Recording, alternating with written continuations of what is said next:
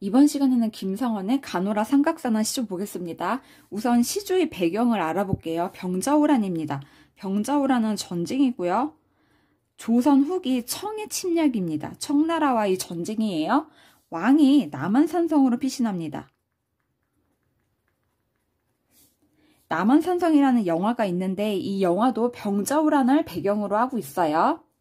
신하들은 어떻게 했냐? 대립했습니다. 청과 싸우자. 아니다. 화친하자. 이렇게 대립하면서 싸웠어요.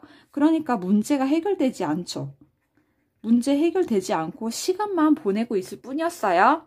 결국 인조는 왕은 47일 만에 청나라 칸에게 굴욕합니다. 패배를 해요. 패배를 인정하고 항복을 합니다. 그게 삼전도에서 이루어집니다. 그래서 삼전도 굴욕이라고 하는 거고요. 이때 인조가 그 칸에게 9번 머리를 조아리고 3번 절을 했습니다. 그래서 삼전도 굴욕이라고 하는 거예요. 그 다음에 인질로 세자가 잡혀갔습니다. 세자뿐만 아니라 신하들도 같이 잡혀갔습니다. 이렇게 병자호란은 패배와 굴욕을 남긴 채 피해를 많이 주었던 전쟁이었어요. 김상원의 가노라 삼각사는 이런 병자호란을 배경으로 하고 있고요.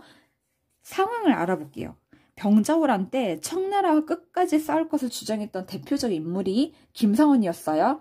결국 김상원은 전쟁이 끝나고서 패배하고서 청나라 심양에 끌려가 6년간의 포로 생활을 합니다. 이때 이제 끌려갈 때 고국을 떠나면서 지은 시조예요.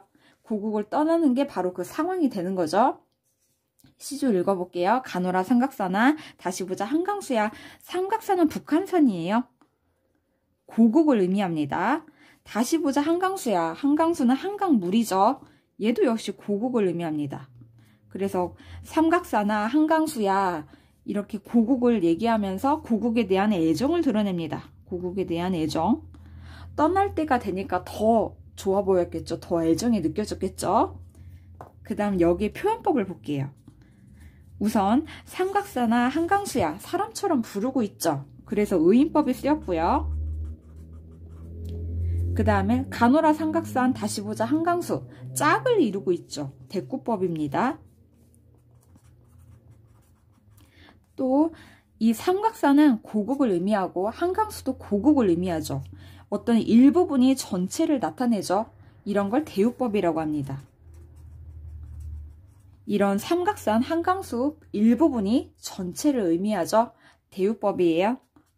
이런 표현들로 고국에 대한 애정을 드러냅니다. 떠날 때가 돼서 더 애정이 느껴지는 거예요. 고국 산천을 떠나고자 하랴마는 이 하랴마는 하지만으로 해석하세요.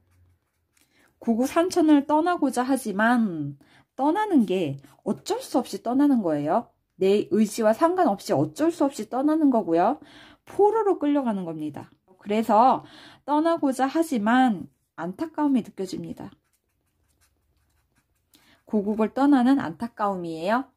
시절이 하수상하니 올똥말똥하여라. 시절이 하는 매우예요. 매우 수상하니 뒤숭숭하니 올똥말똥하여라. 다시 돌아오는 게 모르겠구나 이런 뜻이에요. 확신이 없어요. 돌아올지 확신이 없습니다. 결국에는 포로 생활을 6년 동안 합니다. 이렇게 확신이 없어요. 떠날 때 다시 온다는 확신이 없으니까 비탄이 느껴집니다. 다 보았어요. 주제는 고국을 떠나는 신하의 안타까움과 슬픔이고요. 성격은 비분가. 비분가는 슬픔과 분함이 느껴지는 거예요. 나라가 전쟁에서 패배했고 포로로 끌려가는 상황이죠. 그 다음 우국가. 나라를 걱정하는 충심이 느껴집니다. 여기 시절이 매우 수상해요. 뒤숭숭하니까 나라를 걱정할 수밖에 없어요.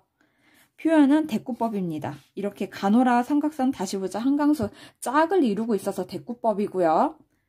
대유법, 이런 일부분이 전체 고국을 드러냅니다. 대유법이고요. 의인법, 삼각사나 한강수야 사람처럼 부르고 있죠. 그래서 의인법이 쓰였습니다. 다 보았고요. 병자호란을 바탕으로 해서 배경으로 해서 고국을 떠나는 그런 상황에서 지어진 작품이었습니다. 여기까지 정리할게요.